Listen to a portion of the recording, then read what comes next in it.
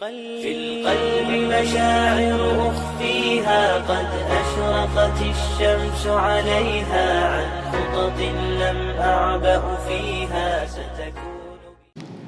Baik. A'udzubillahi minasyaitonirrajim. Bismillahirrahmanirrahim.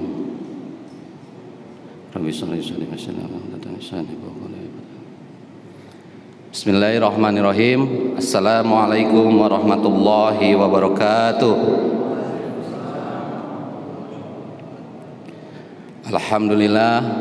Alhamdulillahilladzi arsala rasulahu bil huda wa dinil haq liyudhhirahu 'ala dini kulli wa kafa billahi syahida. Asyhadu an la ilaha illallah wa asyhadu anna Muhammadar Rasulullah. Allahumma shalli ala sayyidina Muhammad wa ala ali sayyidina Muhammad. Alhamdulillahirabbil alamin. Senantiasa kita bersyukur atas nikmat yang Allah berikan pada kita semua. Nikmat iman, nikmat Islam, dan nikmat kita masih bisa tergerak hatinya, tergerak kakinya, tergerak langkah kakinya untuk hadir di masjid yang mulia ini. Ini sebuah kenikmatan yang sangat luar biasa. Hari ini kita sudah memasuki hari yang ke-8. Sudah masuk ke hari yang ke-8 dan shop-shop masjid udah mulai maju. Sudah mulai maju, pasti awal Ramadan penuh masjid ini. Masjid kelihatan sempit. Sekarang maghribnya udah hampir sama dengan hari-hari biasa.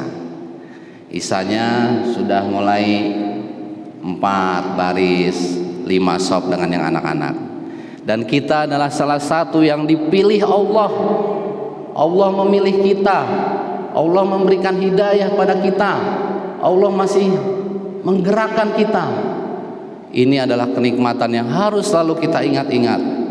Kita ulang-ulang, terima kasih ya Allah, terima kasih ya Allah. Salawat serta salam kita haturkan kepada junjungan Nabi besar Muhammad sallallahu alaihi wasallam. Beliau adalah teladan kita, beliau adalah yang akan diberikan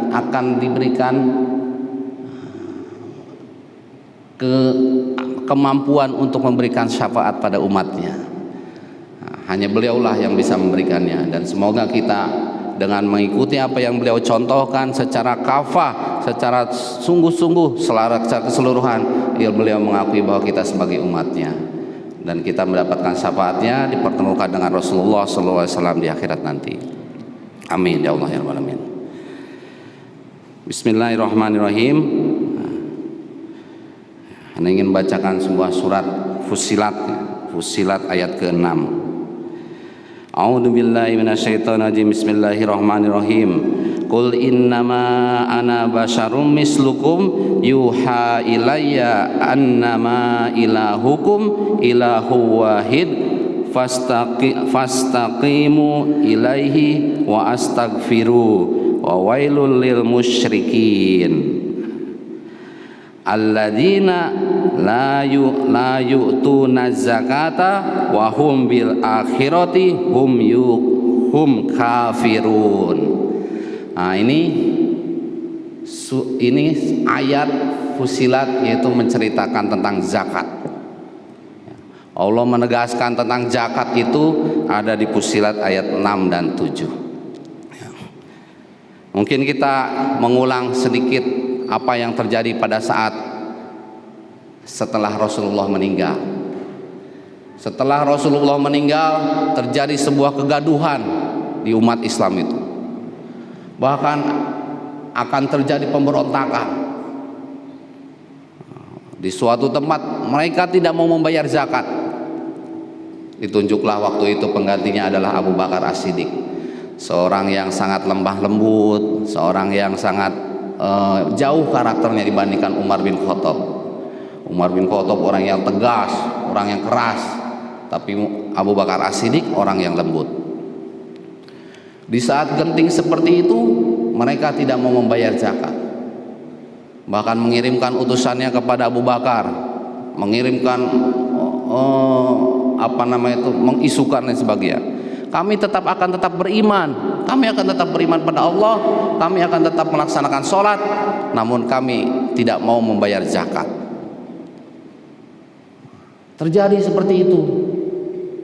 Dan apa yang dilakukan Umar sama Abu Bakar waktu itu? Ayo kita suruh.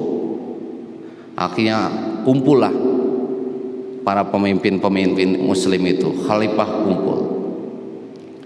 Dan pada saat rapat tersebut, Umar yang begitu tegas, ia menyarankan untuk tidak memerangi orang-orang Islam yang tidak membayar zakat.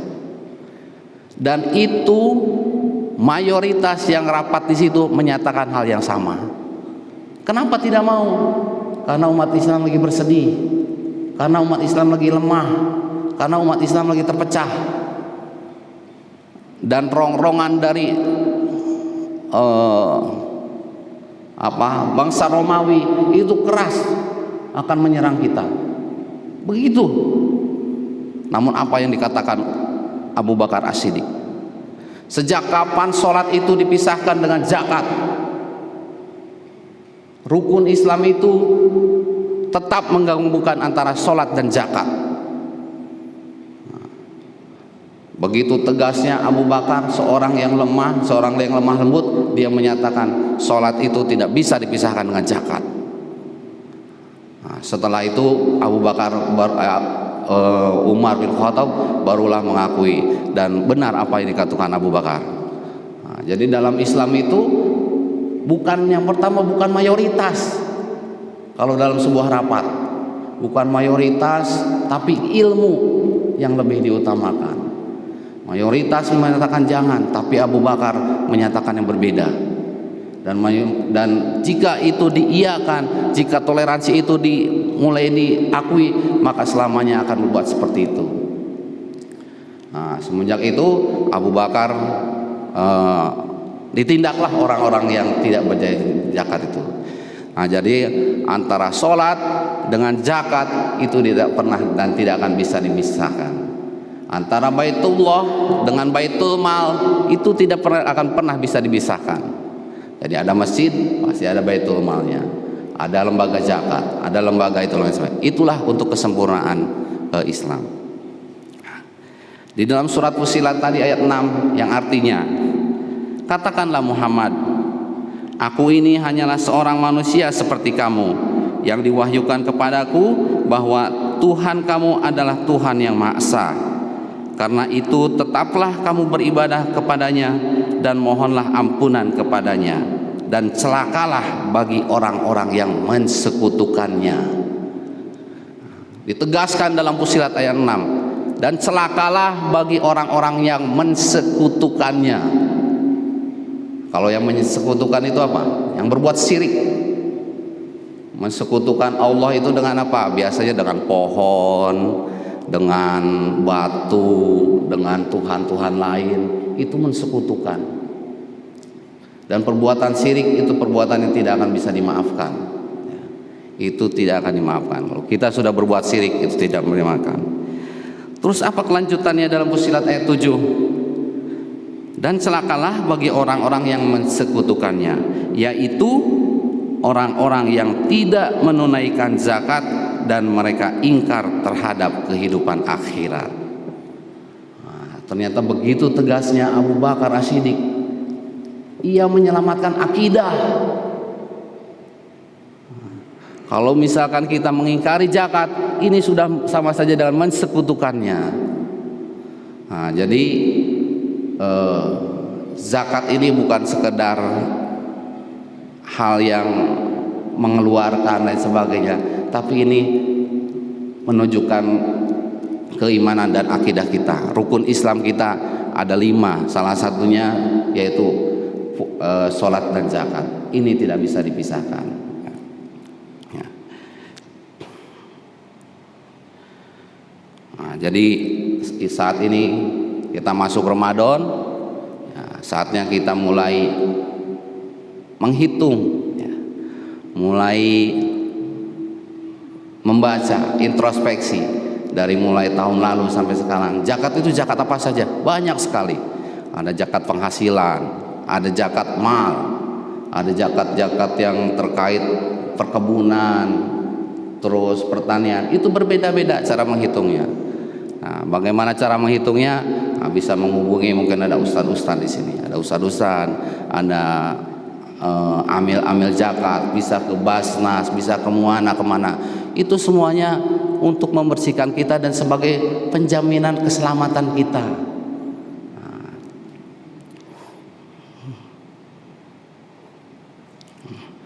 Nah, dilanjutkan dalam surat At-Taubah ya.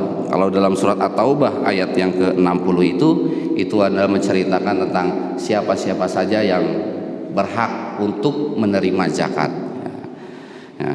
Jadi siapa-siapakah yang berhak menerima zakat? Yang artinya sesungguhnya zakat itu hanyalah untuk orang-orang fakir. Orang fakir itu orang yang tidak mempunyai pekerjaan namun dia punya kebutuhan. Nah, terus siapa lagi? Orang miskin. Orang miskin itu orang yang sangat seorang bekerja tapi hasilnya itu tidak memenuhi apa yang kebutuhan dia. Itu orang-orang miskin. Amil zakat. Nah, yang ketiga amil zakat. Siapa amil zakat itu? Amil zakat adalah orang yang mendedikasikan dirinya untuk bekerja di sebuah lembaga zakat. Nah, jadi kalau dulu saya pernah mendapatkan ilmu tentang zakat itu, kalau amil zakat itu memang orang yang bekerja di lembaga zakat, kayak di Basnas, di lembaga-lembaga zakat itu amil zakat, karena dia memang selama 1 tahunnya itu bekerja di situ. Kalau yang di panitia zakat saat Ramadan itu bukan amil, ada yang menyatakan itu, tapi itu hanya sebatas panitia, karena dia punya profesi yang lain. Nah, terus apalagi? Yaitu orang yang dilunakkan hatinya atau mu'alaf. Nah, ini untuk istilah mu'alaf itu yang aneh pahami, mungkin boleh berbeda ya pendapat. Jadi mu'alaf itu orang yang sudah tergerak hatinya untuk mengakui atau mendekati ke Islam, sekalipun dia masih bukan Islam. Jadi udah ada kretek hatinya, oh, Islam itu benar kayaknya. Dia udah mulai mempelajari, udah mulai mendekat, itulah yang dikatakan mu'alaf. Sampai dia masuk Islam, sampai dengan dia Islam, itu masih mu'alaf. Jadi hatinya tuh udah mulai lunak. Kenapa kok mu'alaf ini harus di orang yang berhak menerima zakat? Tidak ada kategorinya ia miskin atau kaya atau lain sebagainya, tapi mu'alaf itu untuk menguatkan hatinya. Jadi saat dia masih goyang, terus dapat zakat, dapat santunan, dapat itu ini lain sebagainya, dikuatkan oleh saudara-saudara yang muslim, dia akan semakin kuat. Oh, seperti ini Islam, seperti ini kebersamaannya, seperti ini sifat toleransi saling berbaginya. Nah, itu akan semakin kuat. Makanya di mu'alaf ini tidak ada istilahnya mau mu'alafnya itu kaya raya, mau banyak mobilnya lain sebagainya, itu berhak. Tujuannya itu untuk menguatkan imannya. Dengan dikunjungi dengan banyak orang-orang muslim yang mendekatinya, dia akan semakin kuat. Nah, terus siapa lagi? Untuk memerdekakan hamba sahaya. Hamba sahaya itu perbudakan. Orang-orang yang dulu itu perbudakan, terus kita bebaskan, akhirnya dia merdeka. Nah, apakah sekarang itu perbudakan itu sudah tidak ada? Itu mungkin pertanyaannya.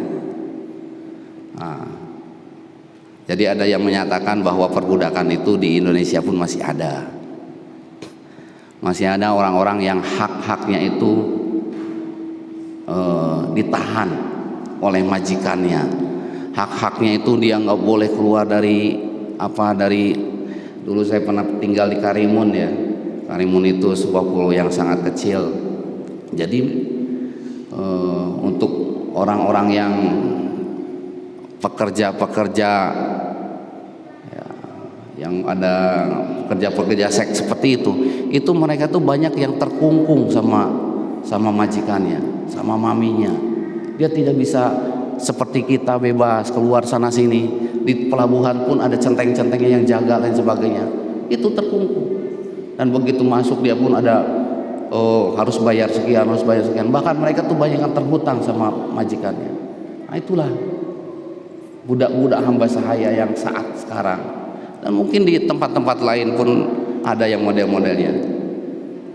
Cuma kalau dulu itu jelas perbudakan, kalau sekarang nggak begitu jelas, samar. Tapi secara ininya dia itu hampir sama, hak-haknya tuh hilang. Nah, dengan dibebaskannya otomatis dia akan bebas dan dia bisa menjalankan ibadahnya dengan baik dan dia bisa merdeka. Makanya zakat itu bisa untuk disalurkan kepada hamba sahaya. Nah, yang selanjutnya untuk siapa? Untuk ghorimin, orang yang berhutang. Nah, orang yang berhutang tuh ya mungkin hampir sekarang hampir banyak ya. Mungkin semuanya punya hutang. Saya juga punya hutang, Ustaz. Saya punya hutang, gaji saya 10 juta, haji saya 5 juta, tapi balik-balik tinggal 500 ribu, tinggal sekian. Nah, pada kemana? Potong cicilan ini, cicilan itu, lain sebagainya. Mobil, rumah, kendaraan dan sebagainya. Yang dimaksud di sini bukan ghorimin, bukan orang yang berhutang dikarenakan kebutuhan-kebutuhan yang non primer. Jadi ghorimin di sini orang yang berhutang karena kebutuhan pokok. Ia tidak bisa sampai ia tidak memenuhi, tidak bisa makan, akhirnya dia pinjam beras, akhirnya dia minta ke warung, ada hutang-hutang di warung banyak. Itulah yang dimaksud dengan orang-orang yang ghorimin. Jadi yang berhutang. Kalau yang hutangnya karena hal di luar pokok, itu bukan termasuk orang yang berhak menerima zakat. Selanjutnya, dan orang-orang yang berjalan di jalan Allah atau fisabilillah. Ini ada dua tafsir. Dulu fisabilillah tuh dinyatakan benar-benar orang yang berjuang, yaitu para tentara-tentara yang berjihad. Itu yang dikatakan sebagai fisabilillah. Tapi ada juga yang mengartikan bahwa fisabilillah itu termasuk orang yang berdakwah, ulama-ulama yang kadang dia hanya dari pagi sampai sore itu ngajar, ngaji, lain sebagainya, dia dedikasikan dirinya, dia wakafkan dirinya untuk berdakwah untuk di jalan Allah Subhanahu wa taala. Dan selanjutnya lagi yaitu musafir ya. Musafir itu, kenapa musafir masuk dalam orang yang berhak menerima zakat?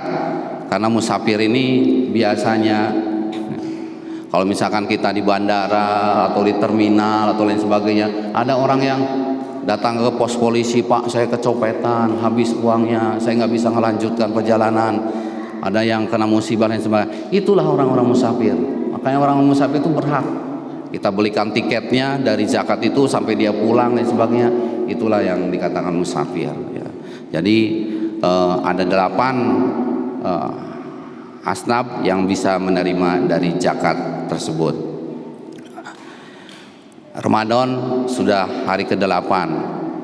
Penyaluran zakat bukan berarti menunggu nanti di 10 hari terakhir bahkan menjelang Idul Fitri. Kasihan nanti panitia-panitia kalau misalkan disalurkan zakat fitrahnya 1 hari sebelum Idul Fitri, kapan mereka akan membagikan?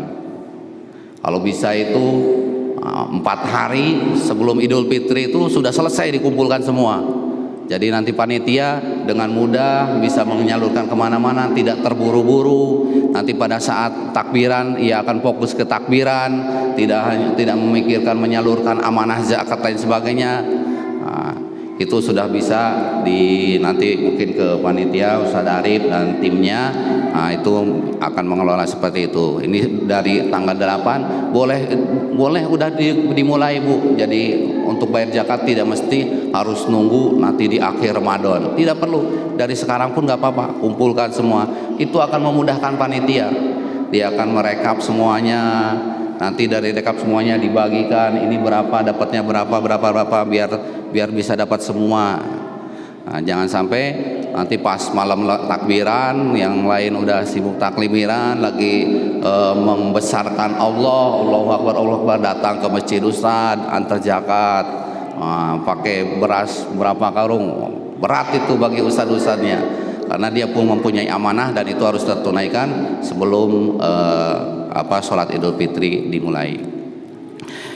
Demikian dari kami, ini hanya mengingatkan baik bagi Ane maupun kita semua betapa pentingnya zakat dan bagaimana sikap seorang Abu Bakar menyikapi zakat. Jadi yang terpenting adalah di situ ya, bahwa zakat itu bukan hanya sebatas ritual kewajiban kita, tapi itu menyangkut kepada akidah kita. Akidah kita untuk menyempurnakan. Allah menyebutkan orang yang tidak membayar zakat adalah orang-orang yang mensekutukannya, dan dosa syirik itu adalah dosa besar yang tidak akan pernah diampuni, tidak akan pernah dimaafkan oleh Allah sebelum kita bertobat. Wallahu a'lam bishawab. Kurang lebihnya Ane mohon maaf. Subhanakallahumma wabihamdika asyhadu an la ilaha illa anta astaghfiruka wa atubu ilaik.